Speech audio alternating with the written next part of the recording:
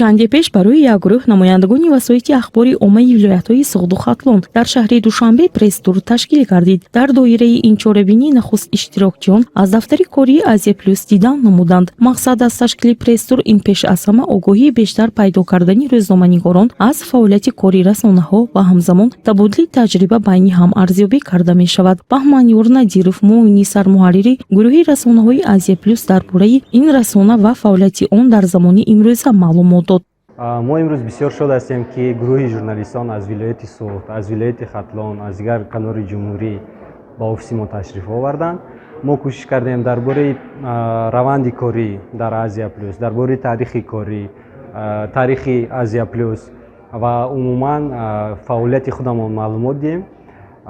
ҳамчунин мо кӯшиш кардем ба саволҳои журналистони ҷавон ҷавоб дода бошем. умедворем ки он омӯзише ки имрӯз мо гузарондем дар умум ба журналистон фоидаовар хоҳад буд ва онҳо дар фаъолияти корияшон ки дар минтақаҳои гуногуни Тоҷикистон кор мекунанд аз онҳо истифода мебаранд ва дар пешрафти корашон кӯмак мекунанд.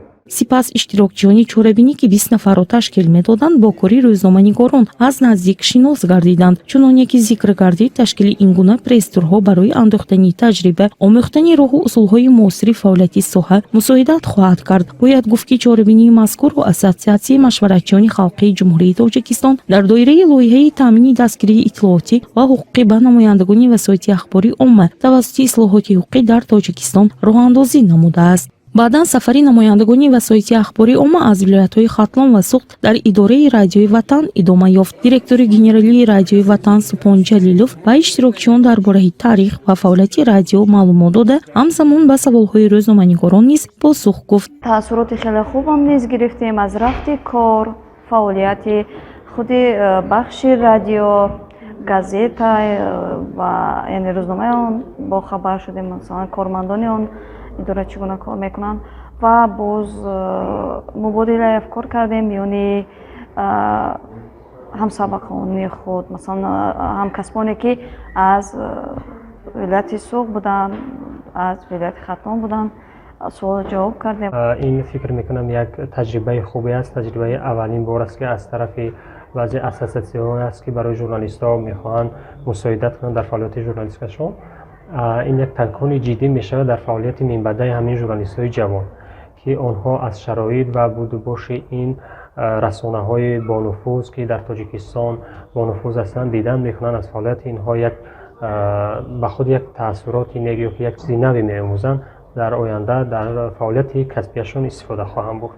рӯзноманигорон бо хусусиятҳои кор дар радио, тарзи омода кардани барнома ва чӣ тавр ба эфир баромадан шинос шуданд. ҳама вақт таҷрибаомӯзӣ ворид шудан ба истеҳсолот чизи бисёр муҳим аст, махсусан барои кормандони идораи эҷодӣ. ва ман имрӯз бисёр хурсанд будам ки хуб як гурӯҳ аз эҷодкорон аз минтақаҳои кишвар, аз Душанбе ва аз Хатлон ва аз Суғд дар меҳмонии радиои мо буданд ва худо кунад ки як чизи ҷолибе барои худашон гирифта бошанд ва будан дар коргоҳи истеҳсолӣ, будан дар истеҳсолот, будан дар ҷойи ки эҷодӣ аст.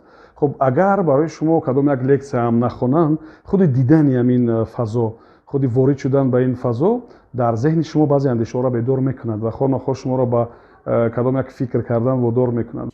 ҳамзамон дар охири чорабинӣ масъулини Ассотсиатсияи машваратчиёни халқии ҷумҳурии Тоҷикистон дар доираи лоиҳаи таъмини дастгирии иттилооти ва ҳуқуқӣ ба намояндагони васоити ахбори омма тавассути ислоҳоти ҳуқуқӣ дар Тоҷикистон натиҷаи озмунро ки байни намояндагони васоити ахбори омма эълон гашта буд ҷамъбаст намуд. дар озмун 37 маводҳои гуногун аз ҷумла видео, аудио, маводи чопӣ ва электронӣ пешкаш карда шуданд. тибқи баҳогузории доварони озмун Муҳаммад Зокир, рӯзноманигори Садои мардум аз шаҳри Душанбе, сазовори ҷойи аввал Афзал Босолиев, мудири шӯъбаи иттилоотии ширкати телевизион ва радиошунавонии Азия, соҳиби ҷойи дуюм ва Амонҷон Муҳиддинов, рӯзноманигори мустақил аз шаҳри Бохтар сазовори ҷойи сеюм дониста шуда бо тӯҳфаҳои хотиравӣ қадрдонӣ гаштанд. Муниса Атаева, Афзал Босолиев, Азия.